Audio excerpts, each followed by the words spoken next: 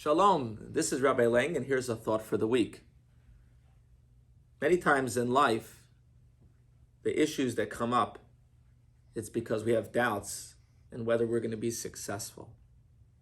When we have no doubts, and we're 100% sure that we're going to succeed, we march forward with joy and with a skip in our step. God gave each and every one of us a job.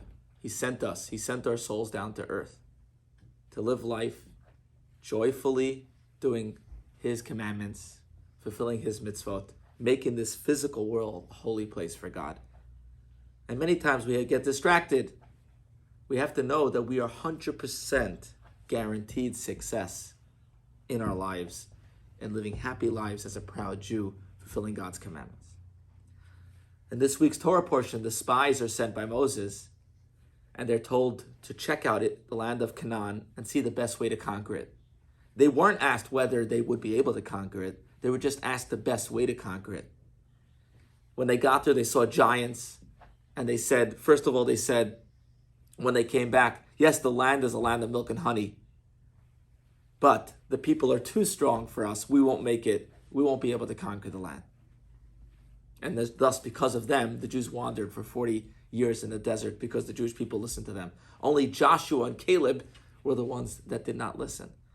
The message for every one of us is, God didn't ask, and Moshe didn't ask the spies whether they'd be successful. It was just, this is the way to do it. What's the best way to do it? And the same thing in our life. We're guaranteed success. Our souls are here as sent down, so to speak, as spies for God to spy out the land and make it a godly place. It's not whether we'll be successful. It is for sure that we'll be successful. But we just have to remember that it's not about us to say we won't succeed, or we know that we will succeed. And we have that trust and faith in God that we will succeed. Then we will always be joyous in life, and we will take on every challenge with joy. The spies made a mistake. They said, we are in our eyes like little ants, and they looked at us the same way. It's interesting. When you perceive yourself as an ant, then others perceive you the same way.